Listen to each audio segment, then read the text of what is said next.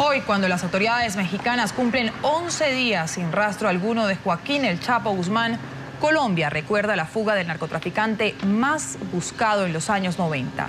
El 22 de julio de 1992, Pablo Escobar Gaviria huyó por un muro de yeso desde la Catedral, una cárcel construida en medio de lujos y bajo las órdenes del jefe del cártel de Medellín. Increíble las fugas que se han registrado tanto en México como en Colombia. Son más de 2 décadas de diferencia, pero son muchas las similitudes entre estos dos capos que estamos mencionando. Ambos defendidos por ciudadanos beneficiados por obras sociales financiadas por el narcotráfico, pero condenados por las víctimas de su accionar violento. El Chapo y Escobar tenían algo más en común. Frenaron con sobornos su extradición a Estados Unidos. El video de la fuga del Chapo Guzmán en México parece una película que hace más de una década se había rodado en Colombia. Julio 22 de 1992. 406 días después de haberse sometido a la justicia colombiana a cambio de no ser extraditado a Estados Unidos, Pablo Escobar Gaviria abandonó la Catedral, una prisión que más parecía su santuario.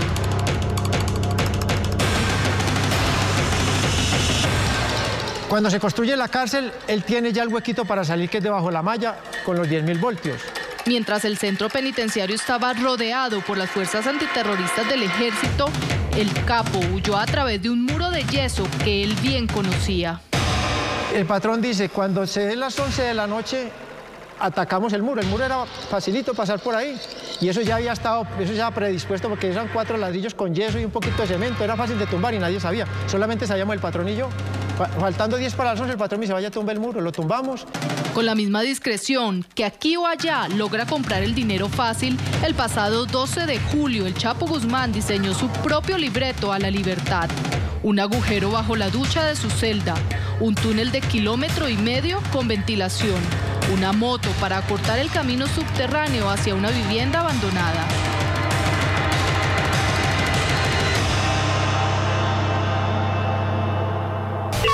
Se busca a Pablo Escobar. Recompensa 2.700 millones de pesos.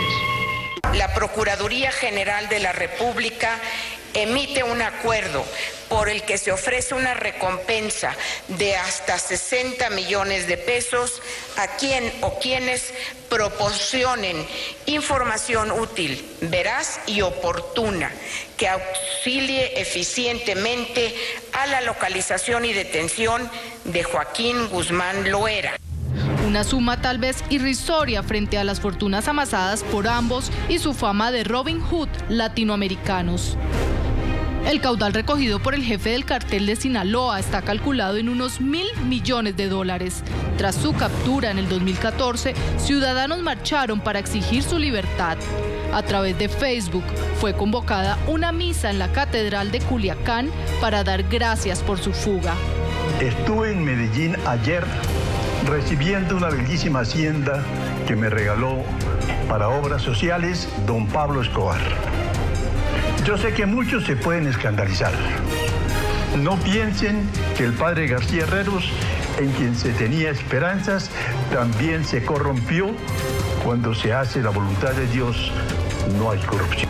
En los 80, el jefe del cartel de Medellín construyó un barrio para los pobres. En los 90, su control a muerte por el mercado del narcotráfico le permitió reunir una riqueza cercana a los $30 millones. En contraste, al Chapo Guzmán se le acusa de ser el responsable del 77% de las 45.000 muertes que dejó la guerra entre bandas criminales en México. En 1989, Pablo Escobar ordenó explotar un avión en pleno vuelo con 107 personas a bordo, por mencionar solo uno de los tantos atentados con bomba que sacudieron al país. A los dos, México y Colombia les deben gran parte la triste cultura del narcotráfico que ha permeado generaciones. No miento, he llorado, pero es de hombres y ahora va la mía. Traigo gente armada y les prometo que el general pronto estará de regreso. En guerra contra el Estado, perseguido por sus enemigos narcotraficantes, el 2 de diciembre de 1993, Escobar murió acorralado en un operativo policial. La historia del Chapo aún se escribe. A esta hora establecemos contacto directo en Bogotá, Colombia, con el general en retiro Jaime Ruiz, presidente de la Asociación Colombiana de Oficiales en Retiro de las Fuerzas Militares ACORE y quien inició la frontal búsqueda de Pablo Escobar. General Ruiz, muy buenos días y gracias por acompañarnos en el programa de la mañana de NTN 24. Muy buenos días y cordial saludo. General, sin duda estamos hablando obviamente de dos personas diferentes, de dos situaciones completamente distintas, pero que también tienen muchas semejanzas. ¿Qué lecciones, a su parecer, que dejó la búsqueda de Pablo Escobar en Colombia podrían utilizarse en este proceso que ha iniciado México en la búsqueda, en el intento de recaptura del Chapo Guzmán? Bueno, aquí se hicieron todos los esfuerzos por parte del gobierno en el momento mismo en que se fuga la catedral. Se crea el grupo de búsqueda, el bloque de búsqueda, y comienza a actuar de manera exitosa, a desbaratar la organización, a hacer muchas capturas, a obtener información sobre su posible ubicación.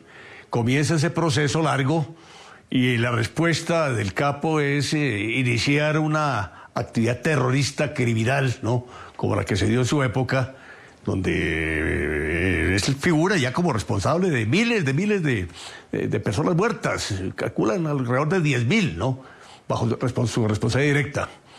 En esto no se puede escatimar absolutamente nada. Hay que recurrir a todos los medios técnicos y posibles de información para dar con su paradero. Eso es lo que hay que hacer en México y me imagino que lo están haciendo. Aquí en Colombia la cosa fue dura. A mí me tocó iniciar la guerra contra el cartel de Medellín siendo comandante de la 4ª Brigada en el año 88. No era responsabilidad del ejército, ese tema era responsabilidad de la Policía Nacional, el tema del narcotráfico.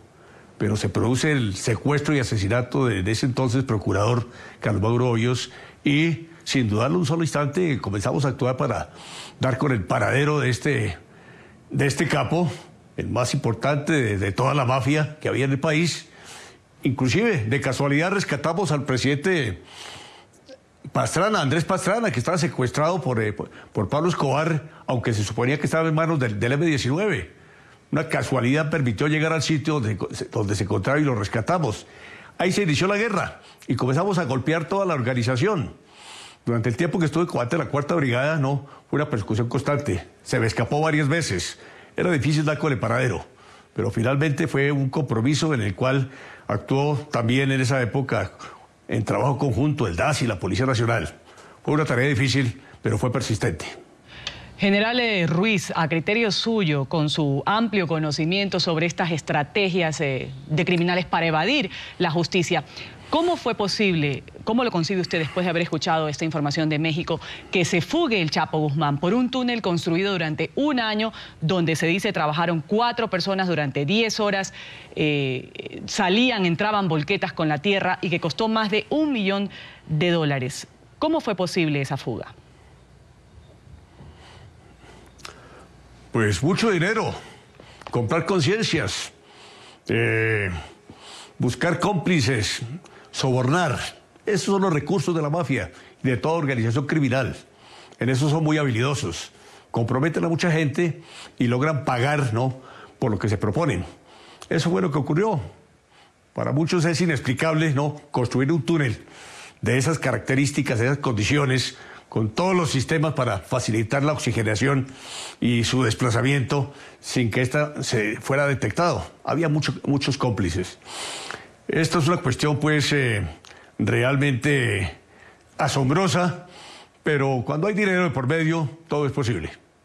Ahora, general, en ambos casos, tanto en el caso de Pablo Escobar como en el caso del Chapo, el narcotráfico lo que ha mostrado es que logra permear las instituciones. En el caso de Colombia, el narcotráfico logró permear las instituciones colombianas y en el caso de México. Pero ¿cómo hacer para lograr limpiar las instituciones para que se recupere esa confianza en el Estado mexicano, como lo logró en gran medida Colombia? Bueno, el caso mexicano es bastante difícil por lo que conocemos, por lo que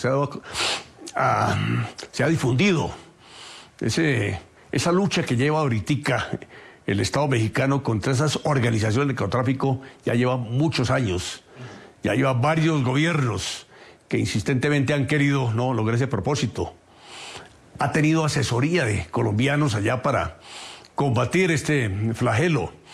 Y en esta cuestión es asunto de persistir y en la medida que se vaya conociendo la complicidad y quienes dentro de las instituciones facilitan la acción de estos grupos, ¿no?, ir actuando también drástica y enérgicamente para que esto no se extienda y no se convierta pues en un factor de favorabilidad para proteger todas estas actividades delictivas de estas organizaciones criminales. Y ante esta persistencia que usted bien menciona, ¿qué tan viable ve una recaptura del Chapo Guzmán? Un tipo que lo buscan 10.000 policías, como usted bien lo mencionó, que debía purgar 11 años en su primera condena, pero tenía pendientes 16 procesos en su contra. Su sentencia final incluso podía haber superado los 100 años tras las rejas. ¿Será posible recapturar al Chapo Guzmán? Claro que sí, no es imposible, en cualquier momento puede caer. Hay mucha gente también detrás de obtener la información para ganarse la recompensa. Y siempre habrá un descuido por parte de estos jefes de la mafia, y entre ellos también tienen muchos problemas, o sea que entre sí, ¿no?, esas contradicciones que se dan dentro del negocio no permite que unos delaten a los otros. En cualquier momento puede caer. Ya se dice inclusive pues de que está aquí en Colombia por los grandes negocios que tenía acá en territorio colombiano con los carteles de las FARC. Así pues de que es posible que en un momento dado aparezca por acá en algún rincón de la selva colombiana, compartiendo allá con algunos campamentos de esta organización terrorista.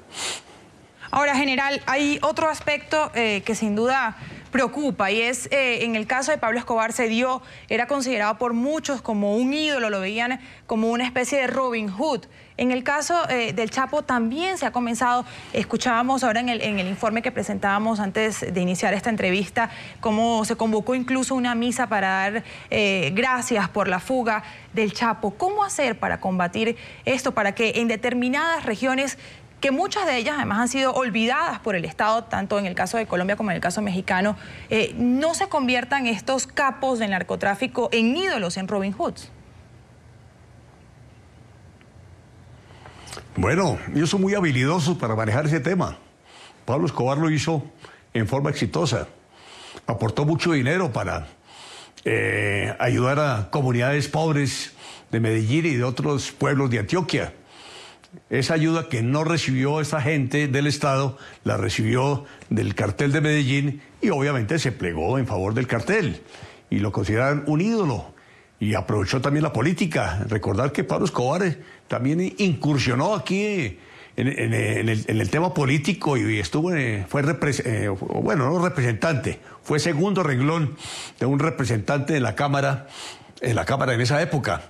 Y lo veíamos en los canales de televisión, entrevistado por